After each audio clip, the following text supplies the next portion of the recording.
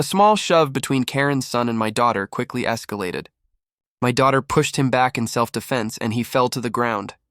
Seeing this, Karen's face turned red with rage. She immediately shouted in the neighborhood and lunged toward my daughter as if she intended to take revenge for everything. Before I could move, she pulled out a chainsaw and in a terrifying instant struck my daughter's leg. Her scream echoed through the air, bloodstains splattering around, and I was thrown into panic. Karen thought she had won, that she had everything under control, but she had no idea that the daughter she attacked belonged to a Navy SEAL. And tonight, justice wouldn't be written on paper, it would be delivered by my hands. Before the story unfolds, comment below which country you're watching from, and don't forget to subscribe for more unbelievable HOA stories. The day began like any other. Sunlight spilling over manicured lawns, the quiet hum of suburban life filling the streets, children's laughter drifting through the air, soft and harmless until a single, seemingly insignificant push shattered the calm. It started with Karen's son, a boy with more attitude than sense, brushing past my daughter with a shove that could have been dismissed as childish, a minor imbalance in the daily ebb and flow of neighborhood life, yet it carried with it the weight of everything that would follow. My daughter, not one to back down, retaliated with a push of her own. A simple defensive motion meant only to assert boundaries, yet in that brief interaction, the fragile illusion of safety fractured, and Karen's son stumbled backward, his feet skidding across the pavement, his balance lost, landing with a thud that seemed louder than it should have been, echoing in the stillness, attracting the attention of every neighbor within earshot, a sound that would mark the turning point of the day, a pivot from innocence to chaos. Karen appeared instantly, as though summoned by the sound itself, her eyes aflame with fury, the flush of anger coursing across her face, veins visible in her neck as she strode forward, her every step heavy with intent, her mouth opening to issue commands, accusations, threats, and warnings all at once, the tone sharp and cutting, a serrated edge slicing through the ordinary rhythm of the street. She advanced toward my daughter with a precision that suggested planning, her entire body language radiating dominance and retribution, her fists clenched, her jaw set, her posture rigid as if she alone carried the authority to mete out punishment for a simple scuffle. And in that moment I understood with chilling clarity that this was no ordinary maternal intervention, no commonplace reprimand. This was a calculated escalation. The manifestation of ego and pride twisted into action. The unleashing of someone who believed that a minor incident justified a display of force far beyond reason. My pulse accelerated, heart thumping against my ribs as adrenaline surged, instincts sharpened by years of rigorous training, whispering warnings that fell on instinct rather than conscious thought, a primal awareness that the line between normality and catastrophe had been crossed, and that any delay could cost more than words or pride. It could cost safety, security, and control. The crowd that had gathered at the edges of the lawn held their breaths in a collective pause, unaware of the impending danger, caught in the magnetic pull of unfolding drama, their curiosity tethered to the potential violence yet oblivious to the depths of preparation, to the silent calculations taking place in the mind of a parent who knew that for every action there must be an equal and measured response. As Karen's eyes met mine across the distance, the air seemed to vibrate with the tension of unspoken threats, her glare a tangible force, her posture daring me to intervene, to challenge her authority, yet aware of the escalation her own hand could enforce, and I felt the calm before the storm settle over my senses, a calculated silence as I prepared mentally for what might be unavoidable, understanding that this moment would define the boundary between protection and disaster. The shouts from her lips cut through the afternoon air, a barrage of words meant to shame, intimidate, and assert dominance over the situation, but in my ears, they were the rhythm to which my mind synchronized, each syllable a signal, a marker of intent, a countdown to the inevitable move that she was about to make, a warning that the scuffle was no longer minor, that the stakes had escalated into something dangerously real, where lives, pride, and survival intersected in a collision course scripted by a single impulsive act. I watched my daughter, the small yet resolute figure who had done nothing more than defend herself, eyes wide but defiant, body tense with readiness, trusting me without hesitation, relying on instincts I had honed for exactly these moments, yet vulnerable in her youth, fragile in her innocence, and the clarity of responsibility struck me like a physical blow. Every decision, every movement, every second would count, and hesitation could tip the balance irreversibly. Karen's stride closed the distance, Each step deliberate, her intention unmistakable, her aura suffocating with dominance, and in that heartbeat, I knew that the ordinary neighborhood had transformed into a battlefield, subtle at first but loaded with potential for catastrophe, a stage where ego, fear, and training would collide, and where my instincts would dictate the difference between harm and protection. My mind raced as I calculated the possibilities, tracing paths, considering options, weighing the risks of every conceivable move she could take, knowing that any delay might allow her to execute her intended escalation, knowing that the next moments would demand not just reaction, but precision, composure, and controlled force, and feeling the weight of the responsibility settle over me, not as a burden, but as a directive from something deeper than choice, something embedded in the discipline I had cultivated, something that prepared me for moments exactly like this.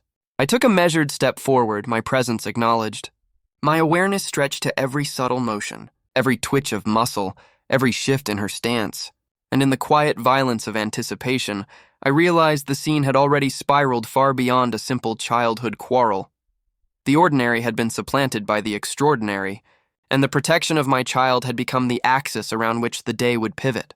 The neighborhood watched, unaware, as fate and intent interwove into a tense tableau, one minor shove serving as the ignition for the latent storm, a reminder that ordinary moments often mask extraordinary consequences, and that sometimes the smallest acts carry the gravest responsibility, the kind that requires not just instinct but preparation, not just courage but mastery, and not just love but the unwavering will to act decisively. And in that suspended moment, I knew the scuffle had ended. The real challenge had begun, and the outcome rested on awareness, skill, and the relentless determination to protect what mattered most. The moment Karen pulled the chainsaw from behind her, time seemed to stretch and compress all at once. The glint of the blade in the fading sunlight caught my eye before any words or shouts could reach my ears. There was a mechanical hum as the motor sputtered to life, a sound that was sharp, abrasive, and terrifyingly loud in the otherwise quiet street. My heart immediately surged, a primal rhythm kicking in, every nerve screaming that this was no ordinary confrontation. My daughter froze for just a second, eyes wide, realizing the severity of what was coming. And instinctively I felt that same freeze, the calculated awareness that every second counted. That hesitation could tip the balance irreversibly. I watched as Karen advanced, the chainsaw's blade spinning with menace, and every step she took radiated intent, a lethal clarity that stripped the air of any false calm. The neighborhood around us blurred into peripheral movement, shadows of neighbors frozen mid-step, their voices muted under the weight of impending disaster, but my attention was fixed entirely on the threat in front of me. My mind raced, calculating trajectories, assessing angles, predicting motions. It was as if my years of training, every moment of tactical awareness drilled into muscle memory, activated all at once, overlaying reality with a set of probabilities, contingencies, and lethal potential.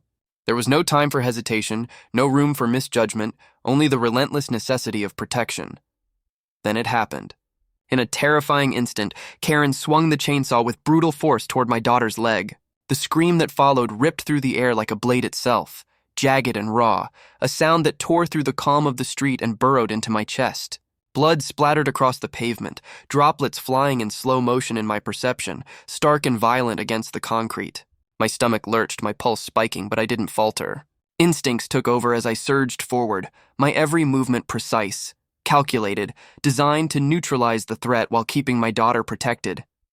Panic surged beneath the surface. Yes, but it was disciplined panic, honed into action by years of training that turned fear into focus, adrenaline into clarity. She tried to swing again, a sudden arc that could have ended disastrously, and in that instant I assessed every variable. The position of her feet, the speed of her swing, the distance to my daughter, the gap between her hand and the trigger of the chainsaw. I shifted my body in response, using leverage, timing, and anticipation to absorb the force and redirect it, keeping the spinning blade away from my child. My daughter's eyes were wide with terror, but also a flicker of trust that anchored me. She did not flinch from me. She did not panic fully, because somewhere in her young mind, she knew I was trained for exactly this, that I would be the shield between her and the danger. Blood continued to streak the pavement, vivid and shocking, and my mind processed it not as horror but as part of the calculus of survival, understanding the stakes, measuring the risk, and preparing for every next move. Karen's breathing was ragged, sharp, uneven, her confidence faltering for the first time as she realized that brute force alone might not suffice, that skill and resolve could counteract aggression, that a single misstep could turn her rage into catastrophe. My body moved in perfect synchrony with my thoughts, coiled and ready, analyzing angles, blocking the blade when necessary, guiding my daughter behind me when needed, ensuring she remained shielded from every potential strike. The roar of the chainsaw filled the air, reverberating against the houses, a mechanical scream of intent, yet I remained centered. Fear was present, sharp and immediate, but my training transformed it into precision, into anticipation, into a mental grid that allowed me to predict her motions with almost unnatural clarity. Every swing she attempted was met with measured counters, my hands, arms, and body working as extensions of a calculated plan, a protective instinct fused with professional skill. Each movement carried the weight of responsibility, the absolute necessity that nothing happened to my daughter under my watch, that she remain unharmed, that the chaos around us not dictate the outcome. Karen's aggression began to show cracks.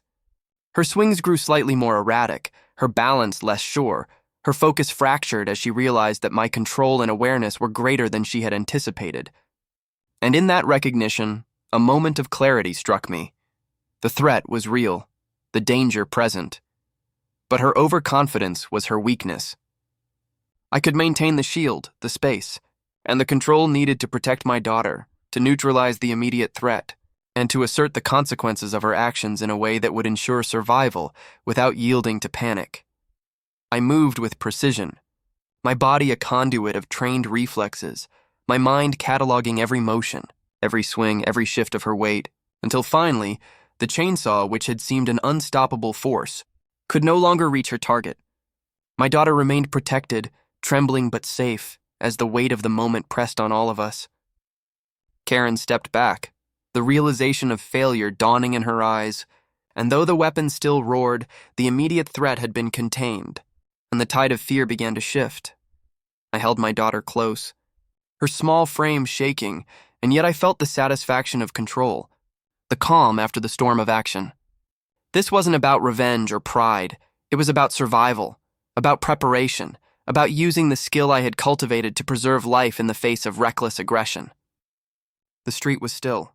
The neighborhood hung in tense awareness, but the calculus of danger had been resolved.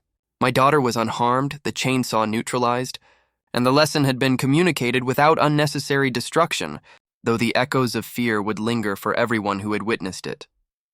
In that suspended aftermath, I realized the full weight of responsibility. Being a protector meant absorbing fear, converting panic into precision, and acting decisively before chaos could claim its toll. The incident was a crucible, a test of preparation against unpredictability, and I had passed not for glory, not for vengeance, but to ensure that my daughter, and only my daughter, emerged safe from the storm. The day had begun with a simple shove, and now it had evolved into a testament of training, instinct, and resolve, a narrative that would remain etched in memory long after the adrenaline faded, a stark reminder that preparation, skill, and courage are the only shields strong enough when the ordinary turns violently extraordinary. I held my daughter close, her trembling frame pressed against me, and yet, even in that fragile moment, I was acutely aware of every motion, every shift in the environment around us. Karen's chest rose and fell rapidly, her eyes darting like a predator realizing that the hunt was far from simple. The chainsaw still hummed faintly in her hand, a lingering threat, but her confidence had begun to waver, just enough for me to recognize the leverage that training and preparation provided.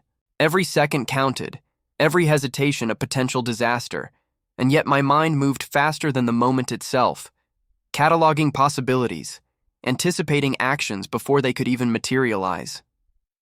The weight of responsibility pressed on my shoulders in a way that was both immediate and absolute. I was not just a father protecting a child, I was a trained warrior responding to a live threat, where delay or error could mean catastrophe. I scanned the distance, noting the subtle positions of neighbors who had edged closer, curiosity frozen into alarm, but their presence was irrelevant. What mattered was the immediate axis of danger, Karen and the chainsaw, my daughter, and the space I needed to control to prevent further harm. Her stance was aggressive yet slightly unbalanced, her eyes flicking between my daughter and me, calculating, planning, assuming she could intimidate us into submission. I allowed her the illusion of initiative, knowing that her overconfidence would be her undoing. In that moment, I was both calm and vigilant. A singular focus channeling years of Navy SEAL training, instincts honed to move before reaction could even occur. I repositioned, shifting my weight and maintaining my daughter's safety, letting her cling to me while I gauged the distance between us and the spinning blade. Karen made a sudden move, a feint to the left that was meant to unbalance me, but I anticipated it, sliding with precision, using my body as a shield, not just for my daughter, but for the small margin of space required to neutralize further attacks. The hum of the chainsaw grew louder as she realized that brute strength and sheer aggression were insufficient. Her hands gripped the handle tighter, her knuckles white, her jaw set, but the subtle cracks in her demeanor betrayed the growing recognition that she was facing someone prepared for the extremity of this moment, someone whose reflexes and control outmatched the rage-fueled swings of untrained aggression. My daughter whispered, her voice shaky, a quiet plea for reassurance that I met not with words but with firm, calculated movements. I guided her slightly back, creating a microspace of safety, while simultaneously using my peripheral awareness to track every twitch of Karen's muscles, every tiny shift in posture that indicated intent. The neighborhood's murmurs faded into irrelevance. All that existed was the axis of action, the living geometry of threat and protection, and the understanding that each heartbeat could dictate life or injury. I felt the familiar rhythm of anticipation, the tacit agreement between mind and body that had been drilled into muscle memory, flowing through me as seamlessly as breathing, a conduit of discipline and instinct perfectly aligned with responsibility. Karen lunged again, slightly more desperate this time, the chainsaw a blur. But the precision of her movements betrayed the panic that had begun to creep in. I countered subtly, using leverage and positioning to redirect the force of the blade away from my daughter while maintaining the psychological pressure that comes from an immovable presence. Every micro-adjustment, every fraction of an inch mattered, and yet my movements were fluid, nearly invisible to the untrained eye, calibrated for protection rather than aggression. She swung with a wild intent born of fury, but I allowed her force to carry her slightly forward, redirecting energy without risking my daughter's safety, guiding the moment toward control without yielding ground. In that instant, a quiet clarity overtook the chaos. Karen's aggression, no matter how violent or brazen, was limited by inexperience and emotional volatility, whereas I had no such limitations, bound only by training, foresight, and the singular goal of safeguarding my child. My breathing slowed even as my pulse raced. Every strike she attempted, every motion she made, I read and mitigated before it became a threat. The dynamic was no longer one of chance. It had shifted to calculation, precision, and unyielding will. My daughter's eyes met mine briefly, wide but trusting, and in that exchange I found the calm within the storm, the certainty that our survival and her protection were not matters of luck, but of deliberate, measured action. Karen staggered slightly, frustration mounting, realizing that raw aggression alone could not dominate.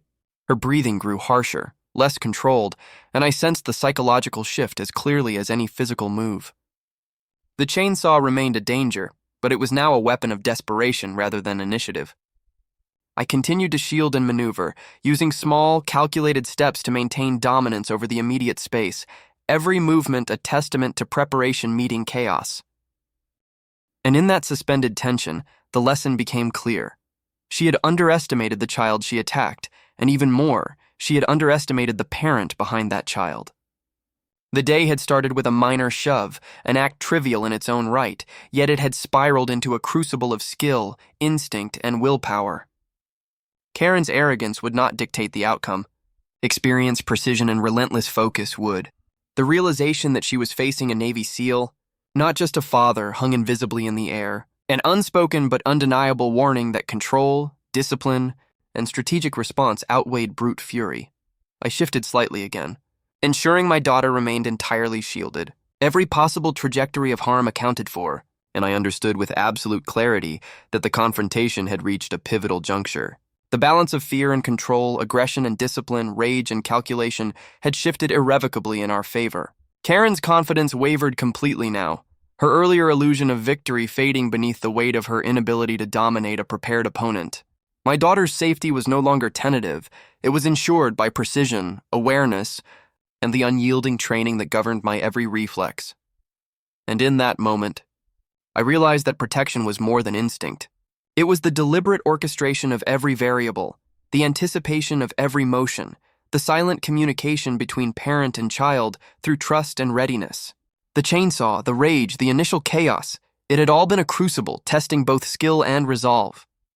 Karen's presence, once terrifying, had now been neutralized not through force alone but through mastery of situation, anticipation of danger, and unshakable focus.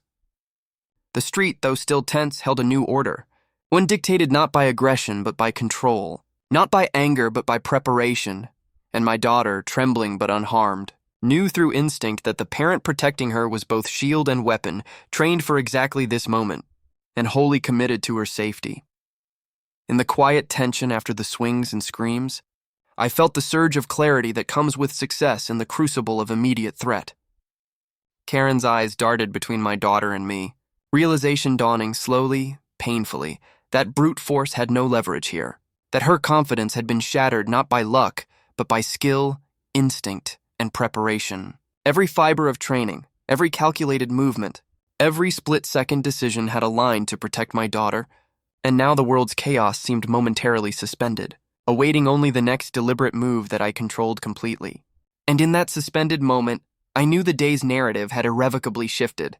Aggression could attempt, rage could strike, but preparedness, discipline, and focus would always dictate the outcome, ensuring that my daughter remained safe, unharmed, and under the protection of a father whose skill, courage, and resolve were absolute.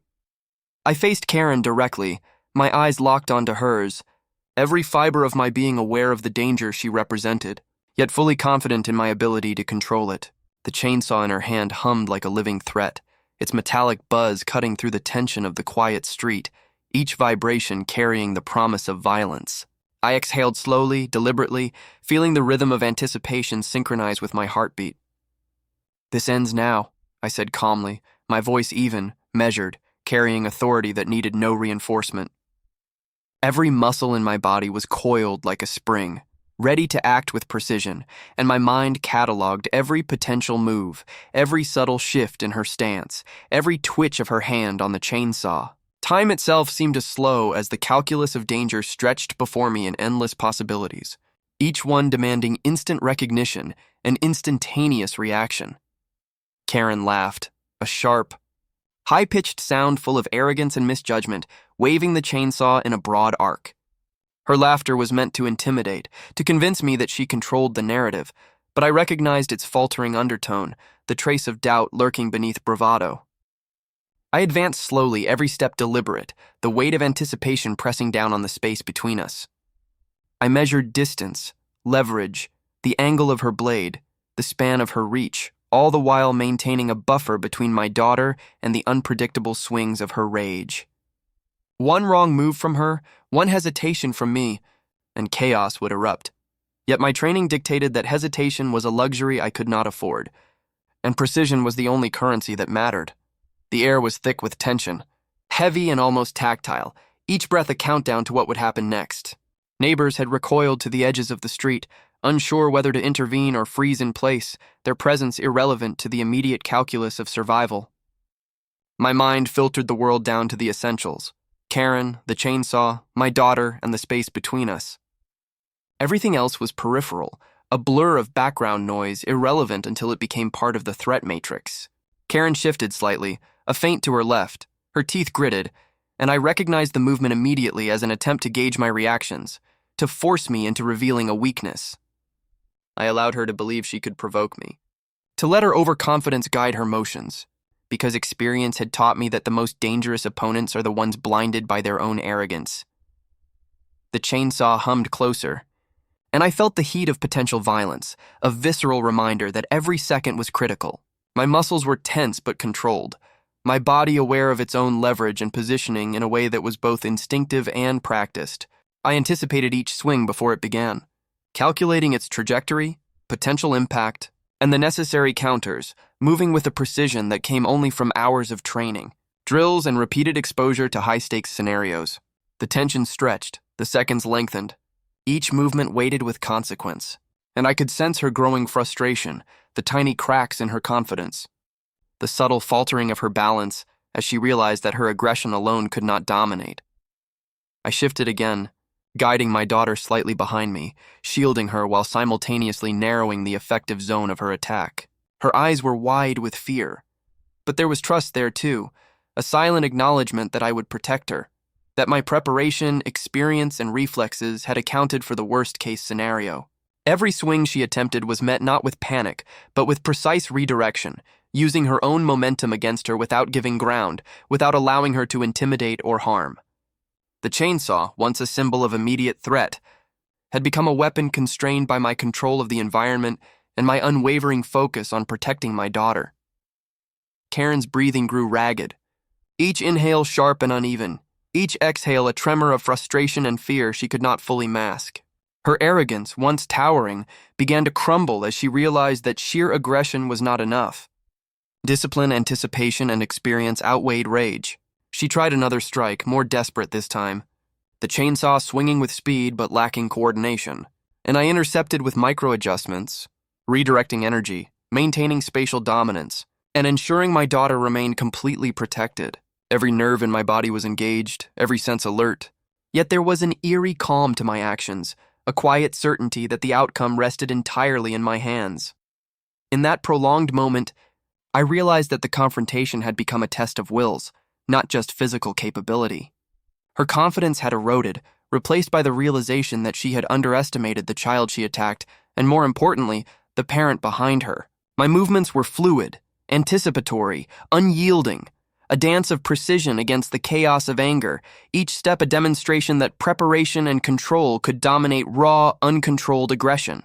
The chainsaw's hum persisted, but its threat was no longer immediate. I had neutralized its advantage through timing, positioning, and calculated response. I advanced one step closer, ensuring that my daughter remained shielded, my eyes never leaving hers. Karen's lips parted, a shallow gasp that betrayed panic she had tried to hide. Every muscle in her body tensed for a strike she could no longer execute effectively, and I felt the full weight of the moment. The realization that the day's escalation, from a minor shove to life-threatening aggression, had been navigated successfully, that my daughter was safe, and that the lesson of preparedness, skill, and focus had been communicated without compromise. The street seemed to exhale with me, the tension lingering but shifting from immediate threat to controlled resolution. Karen stepped back, the chainsaw still in her hands but impotent in its threat, her arrogance broken, her calculated rage thwarted by precise anticipation and disciplined action. I held my daughter close, aware that every movement, every breath, every instant had been dictated by experience and instinct, and that the safety of the child was the singular measure of success. The confrontation, though not entirely resolved in law or consequence, had reached a pivot point, one that demonstrated without question that control, foresight, and decisive action always outweigh blind aggression. And in that suspended clarity, I understood fully the danger was contained, the threat mitigated, and my daughter protected. Karen's miscalculation, born of arrogance and rage, had met the unyielding shield of experience, and for a brief, suspended moment, the ordinary suburban street had become a crucible where preparation and instinct had triumphed over chaos and fury, proving that protection is not a matter of luck, but a matter of mastery. Karen's eyes flickered with desperation as she swung the chainsaw wildly. Her movements no longer calculated but frantic, an instinctive response born of fear rather than strategy. The street had become a battleground, silent witnesses frozen along the edges, unsure whether to intervene, paralyzed by the intensity of what they were witnessing. I could see every twitch of her body, every shift in weight, every subtle micro-movement that betrayed her panic. Years of training, muscle memory, tactical drills, and controlled aggression converged in me as I anticipated her every action before it even materialized. The chainsaw was a lethal extension of her fury. But in my hands, anticipation became dominance, and control became inevitable.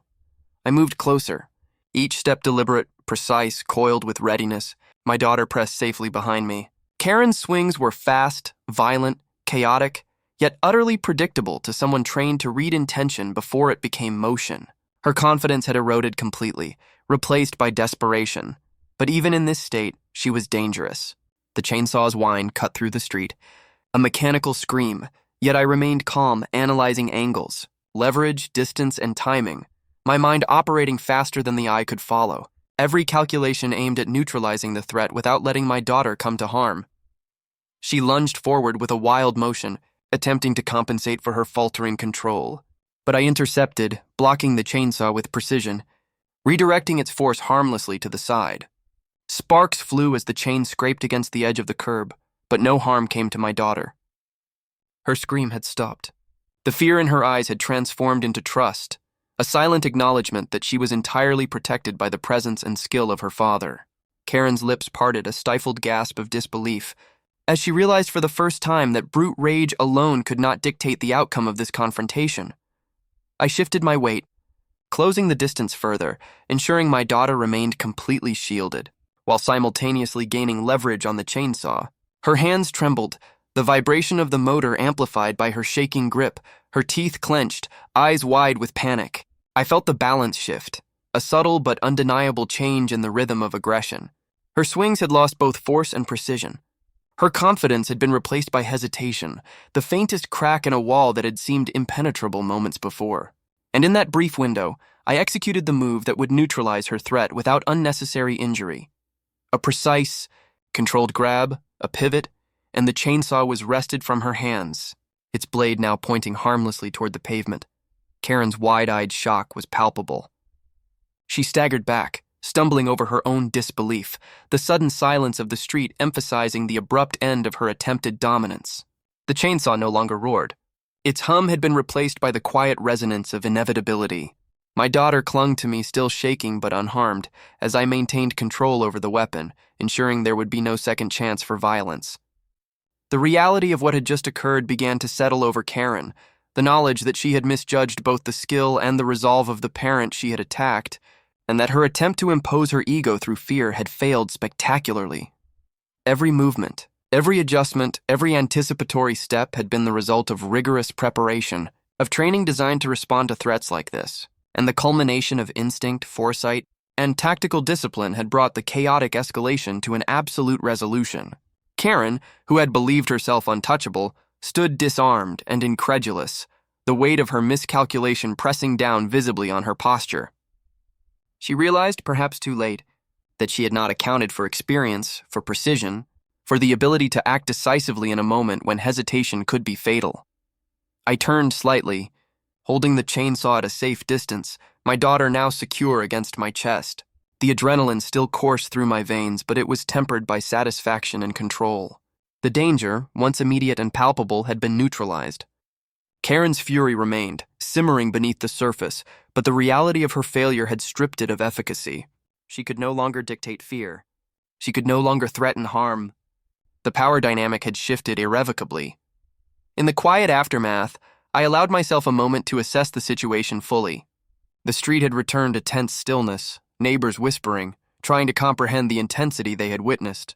My daughter remained unharmed, shielded entirely by the anticipation and training that had guided my actions. Karen, defeated not through brute strength but through controlled precision, stood disarmed, and the lesson was clear.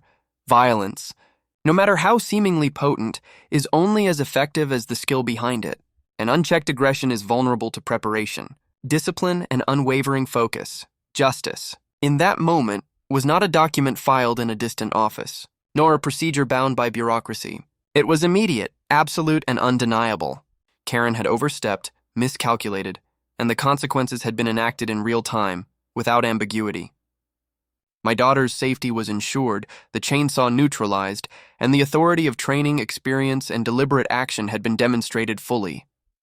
Karen's arrogance had collided with capability, and capability had won. The hum of the chainsaw faded into silence as I set it aside safely, maintaining a protective stance. My daughter still pressed to me, her trust intact. The neighborhood, finally aware that the crisis had been resolved, began to murmur, but I remained focused, fully aware that this moment was not about spectators. It was about the enduring principle that preparation and skill could control chaos. Karen's shock, my daughter's relief, the hum of the engine now silent, all merged into a tableau that emphasized a single truth. Justice, when executed decisively and with expertise, is both inevitable and inescapable, and tonight, it had been delivered fully by my hands.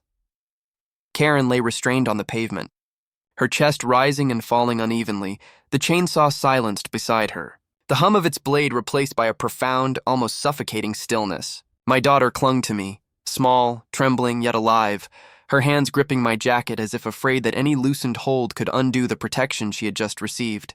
Tears streaked down her face, glistening in the late afternoon sun, a mixture of fear, relief, and a dawning understanding that danger had passed, not by luck, not by chance, but because of the unwavering skill and decisive action of the parent who had been her shield. Every breath she took was a reminder of the cost of overconfidence, the fragility of innocence, and the absolute necessity of vigilance when chaos collides with ordinary life. I surveyed the scene around us, the quiet neighborhood now tinged with disbelief. Bystanders remained frozen, whispering to one another, their eyes darting between the restrained woman, the silent chainsaw, and my daughter's small, shaking figure in my arms. The air was thick with tension, the echoes of screams and mechanical whines lingering faintly like ghosts, yet the threat had been neutralized. Karen's arrogance had collided with experience, and the outcome had been absolute. The lesson was unmistakable. Discipline, preparation, and courage could not be undermined by sheer rage or the illusion of control. Every twitch of her body, every faltering motion during the confrontation, had been catalogued in my mind, every action countered with precision, until she realized, perhaps too late, that skill always eclipses unbridled aggression. I shifted slightly, tightening my protective hold around my daughter, aware that even in the aftermath, the danger of inattention could be subtle but deadly. She buried her face against my chest, inhaling shakily, her small frame trembling in waves that mirrored the adrenaline that still pulsed through my own body. Relief, heavy and overwhelming, mixed with the adrenaline high that lingered from the confrontation, the nervous energy of a threat neutralized, the satisfaction of precise action that ensured survival. I let her cling, understanding that in this suspended moment, trust had been both tested and reinforced, and that her understanding of protection had been irrevocably deepened by what she had just endured. Karen's gaze, wide-eyed and filled with disbelief, met mine across the distance of the restrained position. The arrogance that had fueled her aggression had been replaced by something more primal, fear, the recognition that her miscalculation had brought her to a position of vulnerability she had never anticipated. The chainsaw, once a symbol of imminent danger, lay inert at her side, a monument to her overestimation and my preparation.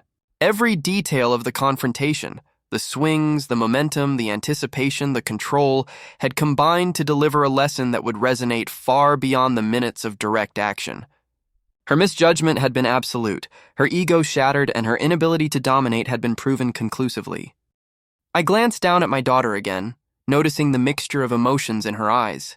Relief, shock, and the first flickers of understanding about the magnitude of the events she had just survived. It was a quiet, powerful acknowledgement that protection was more than proximity. It was preparation, skill, and relentless vigilance. Every calculated move, every instant of anticipation, every subtle adjustment of body and mind had ensured that the chaos around her did not become harm, that the violence she faced was contained, and that the consequences of unchecked aggression had been made undeniable. The neighborhood slowly began to regain composure. Voices returned, faint and cautious, the murmur of observers trying to reconcile what they had witnessed. Some whispered of fear, some of awe, yet the central truth remained immutable. The child had survived, the threat had been neutralized, and the lesson of preparedness had been made manifest. Karen, restrained and powerless, had learned the limits of her own arrogance, but the deeper lesson belonged to those who had witnessed the calm, precise, and lethal discipline required to protect the innocent from unbridled rage. I shifted again, easing my daughter down just slightly, allowing her to breathe fully, to begin processing the relief and shock. She looked up at me with wide, tear-filled eyes, searching for reassurance that the danger had truly ended.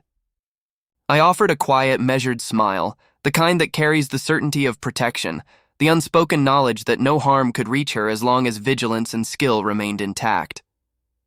That smile was a signal, a confirmation. That control had been established, that the chaos had been contained, and that the consequences of aggression had been enforced without compromise. Karen's attempts to assert dominance had failed utterly. Her hands, restrained, no longer possessed the power to threaten, and her body language, once taut with rage, now trembled with the realization that skill and discipline had triumphed over force and arrogance. The chainsaw, which had once symbolized immediate danger, now lay inert, a silent testament to her failure, a monument to preparation and anticipation. I allowed her a brief moment to acknowledge her defeat, not as triumph for her, but as understanding for my daughter and for anyone who witnessed that preparation and courage can contain, neutralize and deliver justice in moments of extreme threat. In that quiet aftermath, I realized the full scope of responsibility and consequence. The confrontation had been resolved, not through luck, not through chance, but through deliberate, trained action. My daughter had survived intact, the threat neutralized, and the principles of discipline, anticipation, and courage had been reinforced in the most tangible way possible. The day's events would echo in memory, both for her and for anyone who had watched. A reminder that preparedness always overcomes unrestrained aggression, that protection is more than a reaction.